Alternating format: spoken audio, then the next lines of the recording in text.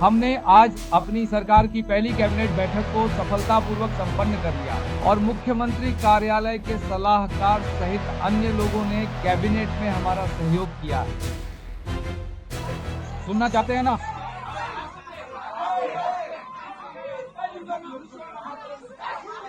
Please,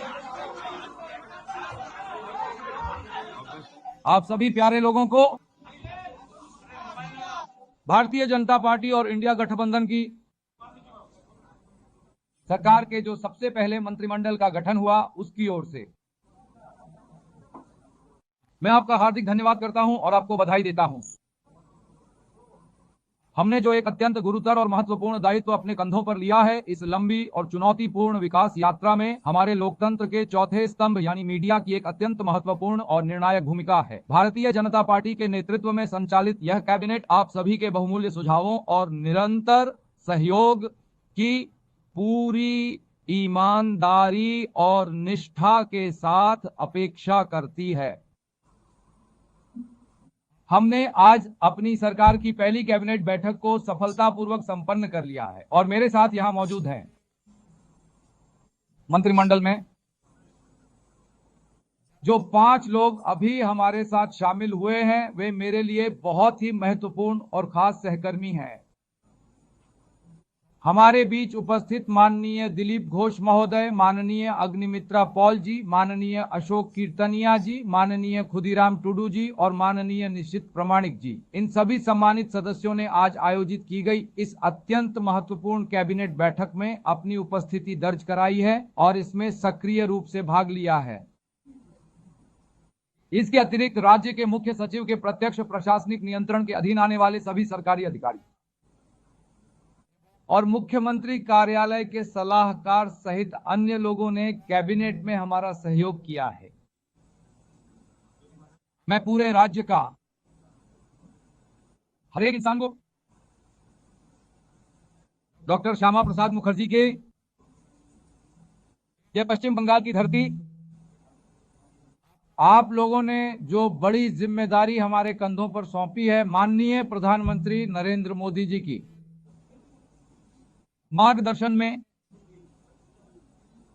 यह cabinet सुशासन और जन कल्याण को पूर्णतः समर्पित है। सुरक्षा का और साथ ही डबल इंजन वाली जो हमारी सरकार है, अन्य 20 राज्यों में जिस विकास के मार्ग को अपनाया गया है, हम भी उसी मार्ग का अनुसरण करते हुए आगे बढ़ेंगे। मैं पश्चिम बंगाल के समस्त नागरिकों को दलगत राजनीति, जातिगत और धार्मिक भेदभाव की संकीर्णताओं से ऊपर उठकर यह पूर्ण विश्वास दिलाना चाहता हूं, यह मंत्रिमंडल, यह राज्य सरकार पूरी तरह से प्रतिबद्ध है। For the party, by the party, of the party व्यवस्था को खत्म करके संविधान निर्माता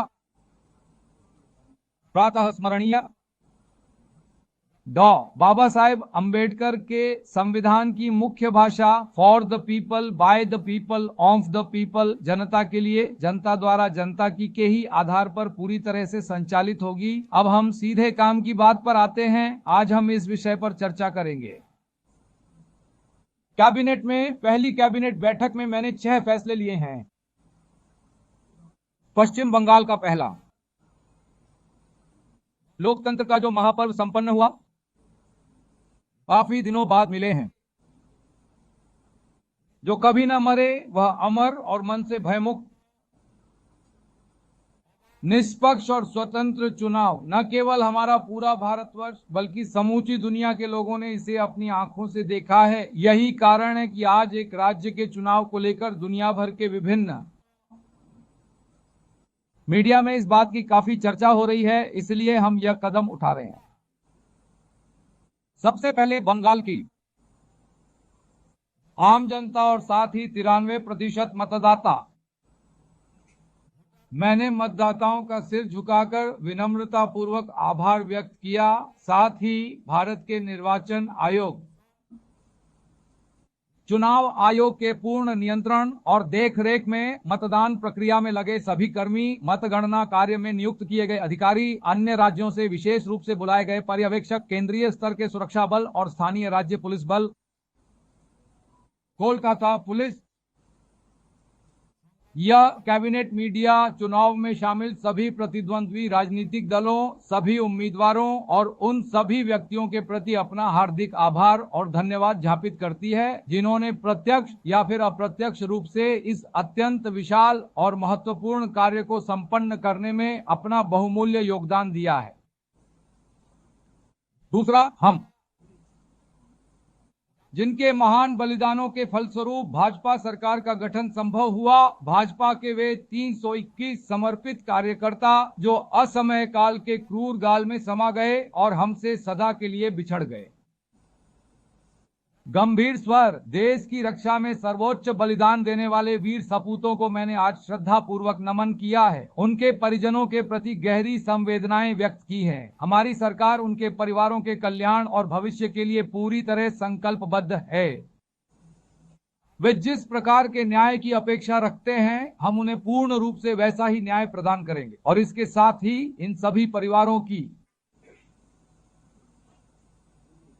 सामाजिक और अन्य सभी कल्याणकारी जिम्मेदारियों को हमने इस सरकार ने अपने कंधों पर उठा लिया है। यह हमारे देश की सुरक्षा का सवाल है और पश्चिम बंगाल की सुरक्षा का भी एक अहम सवाल है। और जिस तरह से हमारी जनसांख्यिकी के स्वरूप में बदलाव आया है, आज हम उस पहले दिन के मुहाने पर खड़े हैं। हमने केंद्रीय गृह मंत्रालय और बीएसएफ के लिए सीमा को सुरक्षित करने हेतु भूमि हस्तांतरण प्रक्रिया को आज मंजूरी दे दी है और आज से ही भूमि हस्तांतरण प्रक्रिया शुरू हो जाएगी। भूमि और राजस्व सचिव उन्हें और मुख्य सचिव को 45 दिनों के भीतर जिम्मेदारी सौंपी गई। बीएसएफ के लिए आवश्यक जमीन हस्तांतरण पूरा करना होगा, जो हमारे केंद्रीय गृह मंत्री ने चुनाव से पहले ही कहा था। यह काम आज हमने पहली कैबिनेट में किया। माननीय प्रधानमंत्री नरेंद्र मोदी जी, उन्होंने ये वादा किया था कि पहली कैबिनेट बैठक में हम आयुष्मान भारत योजना में शामिल होंगे। हमने आयुष्मान भारत योजना को अपनाया और उसमें शामिल हुए और संबंधित विभाग को केंद्रीय स्वास्थ्य विभाग के साथ आवश्यक समन्वय करना होगा। समझौते के अंतर्गत जो अन्य शेष विषय या मुद्दे बचे हुए हैं, उन सभी विषयों को स्वास्थ्य सचिव, मुख्यमंत्री कार्यालय के विशेष सलाहकार और मुख्य सचिव महोदय आपसी समन्वय और संयुक्त रूप से अतिशीघ्रता के साथ पूर्ण करने की दिशा में आवश्यक कार्यवाही सुनिश्चित करेंगे। इसका अर्थ यह है कि आज के दिन से ही हमारे माननीय प्रधानमंत्री जी के द्वारा पश्चिम बंगाल के हमारे भाइयों और बहनों के प्रति जो विशेष प्रतिबद्धता व्यक्त की गई थी, उसे आज भारतीय जनता पार्टी की कैबिनेट ने पूर्ण रूप से साकार कर दिया है। और इसी के साथ ही साथ प्रधानमंत्री जन आरोग्य योजना, प्रधानमंत्री फसल बीमा योजना यानी क्रॉप इंश्योरेंस, प्रधानमंत्री स्कूल्स फॉर राइजिंग इंडिया जिसे पीएम श्री कहते हैं, प्रधानमंत्री विश्वकर्मा योजना, बेटी बचाओ बेटी पढ़ाओ अभियान और प्रधानमंत्री उज्ज्वला योजना का तीसरा संस्करण 3.0। इसके अतिरिक्त हमने विभिन्न अन्य केंद्रीय स्तर की योजनाओं अथवा केंद्र द्वारा प्रायोजित की जाने वाली अन्य योजनाओं में भी सम्मिलित होने का महत्वपूर्ण निर्णय लिया है। प्रधानमंत्री विश्वकर्मा योजना के अंतर्गत हमारे जो विश्वकर्मा भाई बहन हैं, जो अपने हाथों से हुनर का काम करते हैं, हमारे लोहार, कुम्हार, कुंभकार, स्वर्णकार, मालाकार, बुनकर और नाई जैसे तमाम कारीगरों से लेकर उन सभी ने अब तक कुल 8,65,000 से भी अधिक आवेदन जमा किए हैं। पिछली सरकार ने जिन लोगों के आवेदन जिलाधिकारियों के माध्यम से केंद्र के एमएसएमई मंत्रालय को नहीं भेजने दिए थे, हमने उन 8,65,000 याचिकाओं को भेजने की त्वरित व्यवस्था की। आप जानते हैं कि पश्चिम बंगाल में 11 करोड़ मां, बहनें और दीदियां भारत में उज्ज्वला 1 और 2 से लाभान्वित हो रही हैं। पश्चिम बंगाल में इस 11 करोड़ में से 1 करोड़ 29 लाख लोग इसका लाभ उठाते हैं। यह सबसे अधिक है। वे 400 रुपए कम कीमत पर गैस खरीदते हैं। प्रधानमंत्री ने देश में 75 लाख और शुरू किए थे और बंगाल के लिए कोटा 15 लाख था। ग्राहक वितरण केंद्र पर हजारों आवेदन लंबित पद्धति होने के बावजूद केवल राजनीतिक कारणों के चलते डीएम महोदय इन याचिकाओं को संबंधित विभाग की ओर से इसे केंद्र सरकार के पास भेजा ही नहीं गया था, जिसके कारण हमारी माताएं, बहनें और दीदियां अपने अधिकारों से वंचित रह रही थीं। हम ग्राहक वितरण केंद्रों में धूल फांक रही सभी याचिकाओं को बहुत जल्द जिलाधिकारियों के पास भेज देंगे। मैंने संबंधित केंद्रीय मंत्रालय के पेट्रोलियम विभाग को भेजने का निर्देश दिया है। इसके परिणाम स्वरूप पश्चिम बंगाल की कई और लाख माताओं, बहनों और दीदियों को उज्ज्वला योजना 3 से जुड़ने का अवसर मिला। हमारी 5वीं शिफ्ट के पूरे होने तक पश्चिम बंगाल कैडर के आईएएस, आईपीएस तथा पश्चिम बंगाल कैडर के ही डब्ल्यूबीसीएस और डब्ल्यूबीपीएस के कोई भी सदस्य केंद्र सरकार द्वारा आयोजित किसी भी प्रकार के प्रशिक्षण कार्यक्रम में भाग नहीं लेते थे।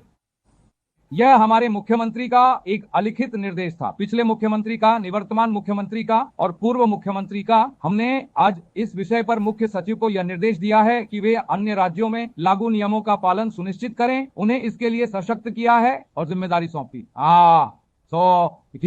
आती की जो बात मैं आपको बताने जा रहा हूं उसे सुनकर आप वाकई हैरान रह जाएंगे। बीएनएस भारतीय न्याय संहिता जो माननीय प्रधानमंत्री नरेंद्र मोदी जी की, केंद्रीय गृह मंत्री माननीय अमित शाह जी के नेतृत्व में संसद के दोनों सदनों में इसे बहुत पहले ही मंजूरी मिल चुकी है। राष्ट्रपति महोदय के हस्ताक्षर हो चुके हैं, नियम बन चुके हैं।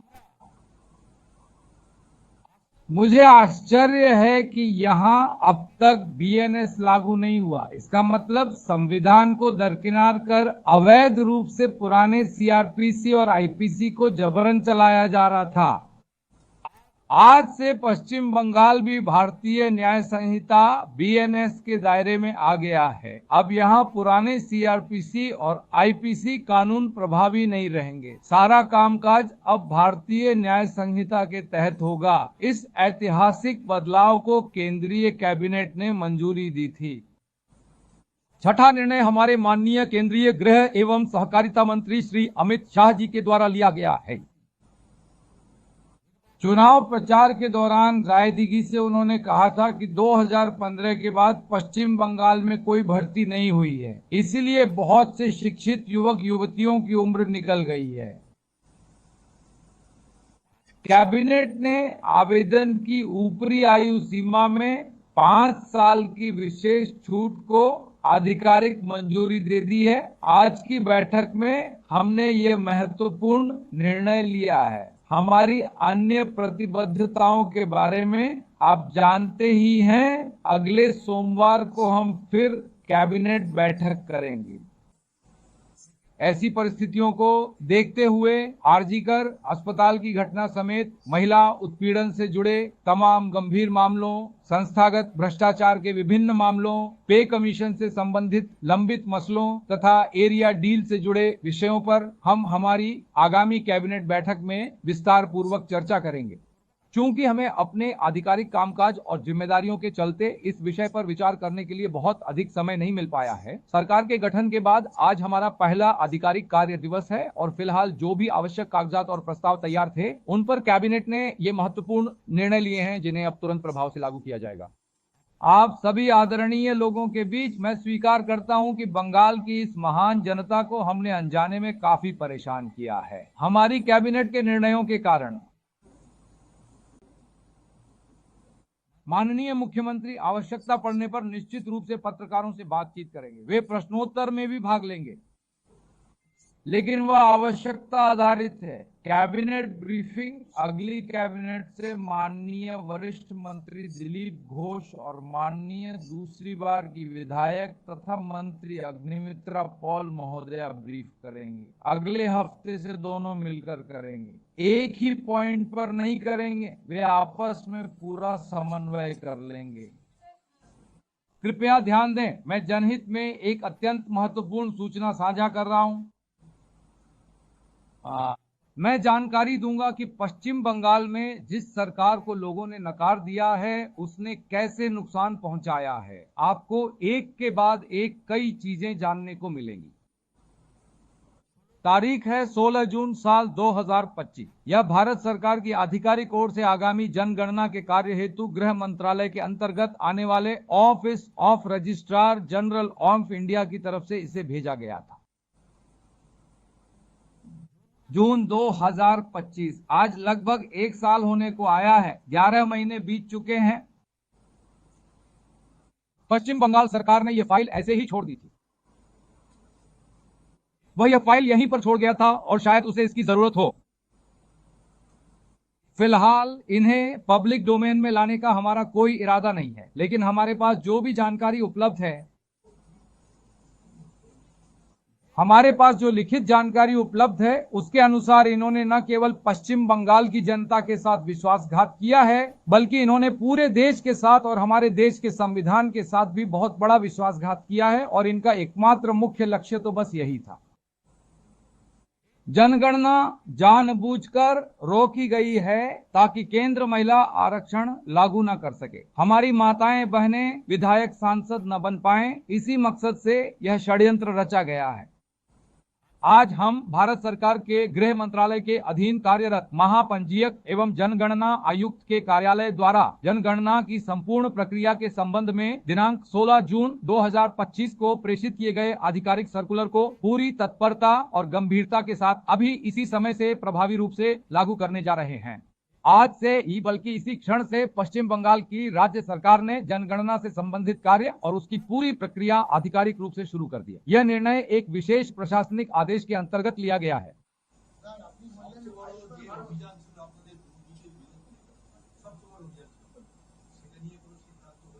मैंने साफ कहा है कि संस्थागत भ्रष्टाचार, महिला उत्पीड़न, वेतन आयोग के मुद्दे और एरिया डील जैसे गंभीर विषयों को हम अगली कैबिनेट बैठक में गंभीरता से रखेंगे। यह बैठक अगले सोमवार को होगी। इसके लिए हमें कुछ जरूरी कागजी काम पूरा करना होगा।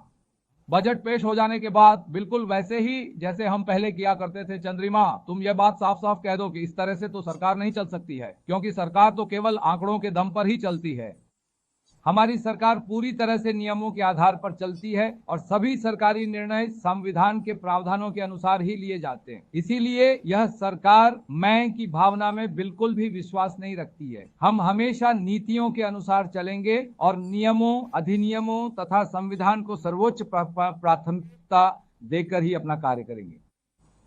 हम तो बस यही उम्मीद और कामना करेंगे कि इस वर्तमान सरकार के द्वारा लिए जाने वाले किसी भी निर्णय या फैसले पर न केवल आप बल्कि हम जैसे कुछ गिने चुने यानी मुश्किल से 2-4-5% जो आलोचक बचे हैं वे भी किसी प्रकार की कोई आलोचना करने की स्थिति में नहीं होंगे। ये सरकार किसी को ऐसा कोई अवसर या मौका ही नहीं देगी। आप इस बात पर पूरा भरोसा और विश्वास रख सकते हैं।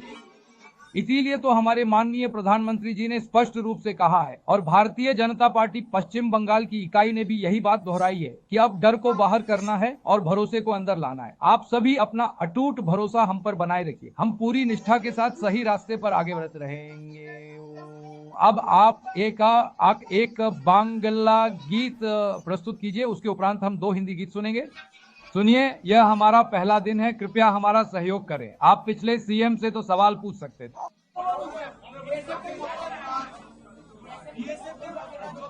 बीएसएफ ने जितनी जमीन मांगी है उतनी ही दी जाएगी और भूमि विभाग ने पहले ही काम आगे बढ़ा दिया है। पिछली सरकार की अनिच्छा के कारण ही विशेष मतदाताओं को बचाने के लिए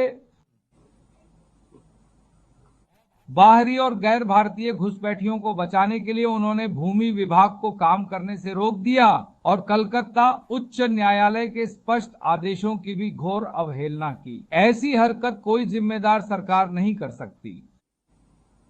हमने आज से ही यानी आज की तारीख से ही लैंड डिपार्टमेंट को जो जमीन तैयार हो चुकी है उसे सौंपने की प्रक्रिया शुरू कर दी है। मेरे पास एलओपी के रूप में जो भी आधिकारिक जानकारी उपलब्ध थी उसके अनुसार तो 90% जमीन का काम पूरा हो चुका है। पश्चिम बंगाल सरकार का भूमि विभाग आपका ट्रांसफर कर सकता है। मुख्यमंत्री को सटीक संख्या बताने से पहले बहुत कुछ सोचना पड़ता है। जो भी बात कही जाए उसमें प्रामाणिकता और पूर्ण सत्यता होनी चाहिए। यह कहकर ही बात रखनी पड़ती है। इसलिए पिछली सरकार की तरह वर्तमान मुख्यमंत्री या उनका मंत्रिमंडल इस तरह के बेतुके सवालों के जवाब में नहीं पड़ेगा।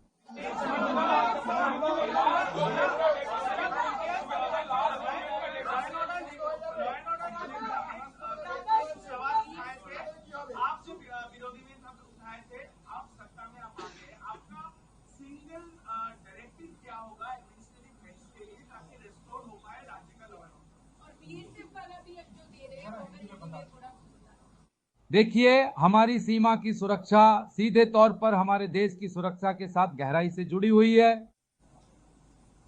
यह भारतीय जनता पार्टी का इस चुनाव में किया गया एक बहुत ही बड़ा और सराहनीय काम है। यह एक बड़ा संकल्प था देश और बंगाल के व्यापक हित में। इसलिए आज की पहली कैबिनेट बैठक में हमने तय किया है कि बीएसएफ को भूमि हस्तांतरण करने का निर्णय ले लिया है। भूमि विभाग तो नीचे उतर गया,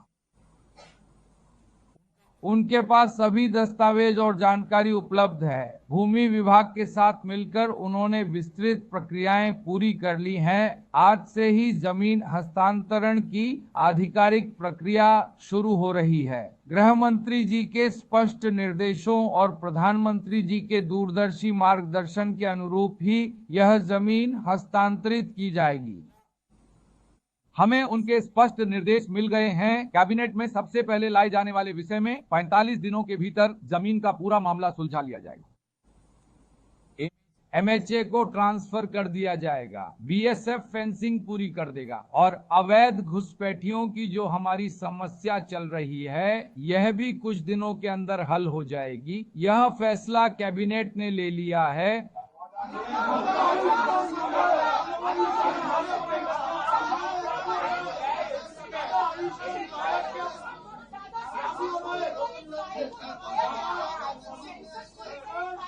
देखते हैं यह सरकार क्या करती है। वह जो पिछली सरकार थी जिसे देश की जनता ने पूरी तरह से नकार दिया और यह इतना बड़ा जनादेश भारतीय जनता पार्टी को सौंपा। ये सरकार केवल और केवल तुष्टीकरण की राजनीति, परिवारवाद, संस्थागत भ्रष्टाचार और महिलाओं पर हो रहे अत्याचारों का केंद्र बन गई थी। सिर्फ गवर्नेंस को ही खत्म नहीं किया है बल्कि हमारे देश के संविधान को भी एक सीधी चुनौती दे डाली है। 16 जून 2025 को मिनिस्ट्री ऑफ होम अफेयर्स के अंतर्गत आने वाले office of registrar general India ने एक आधिकारिक नोटिफिकेशन जारी किया था। आज उस बात को पूरा 1 साल होने को आया है। यह हमारे ऑनरेबल होम सेक्रेटरी का लिखा हुआ पत्र है और इसके ऊपर बहुत सारे ऑफिसर के नोट्स हैं जो हमारे ये अत्यंत गोपनीय सरकारी दस्तावेज हैं। इन लोगों ने जनगणना की प्रक्रिया को रोक कर रखा था। जनगणना को रोकने के लिए इनकी बस एक ही सोची समझी योजना थी। विशेष रूप से हमारी माताओं, हमारी दीदियों और हमारी बहनों को आरक्षण का लाभ पहुंचाने के उद्देश्य से प्रधानमंत्री जी के द्वारा जो परिसीमन की प्रक्रिया शुरू करने का प्रयास किया जा रहा है उसे हर हाल में रोकना ही हमारा मुख्य लक्ष्य है। ये बहुत गंभीर है। हम इसके लिए एक फैक्ट फाइंडिंग कमेटी भी बनाएंगे ताकि पता चल सके कि इसके लिए कौन कौन जिम्मेदार है। वह तो आ ही जाएगी, लेकिन आज हमने प्रशासनिक आदेश जारी कर दिया है।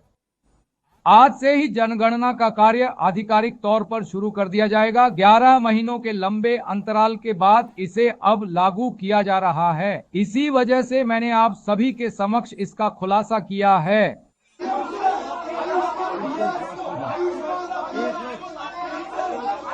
जरा ठहरिए, मेरी बात तो सुनिए। जी हाँ, बिल्कुल सही सुना आपने। ये हमारे माननीय प्रधानमंत्री जी का एक महत्वपूर्ण वादा था और भारतीय जनता पार्टी के चुनावी घोषणा पत्र का भी अहम हिस्सा था। अब आखिरकार आयुष्मान भारत योजना को कैबिनेट की आधिकारिक मंजूरी मिल गई है।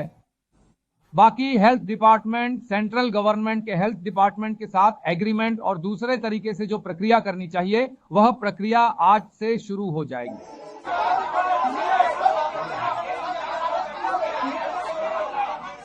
बंगाली ही बोल रहा हूँ।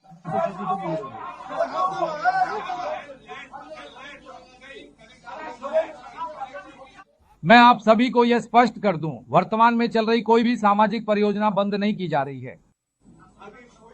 कोई भी चल रही सामाजिक परियोजना, यह हमने अपने कार्यक्रम यानी प्रचार के दौरान भी कहा है, कोई भी चल रही सामाजिक परियोजना, चाहे वह 30 साल पुरानी हो या 10 साल पुरानी, हम कोई भी सामाजिक परियोजना बंद नहीं कर रहे हैं।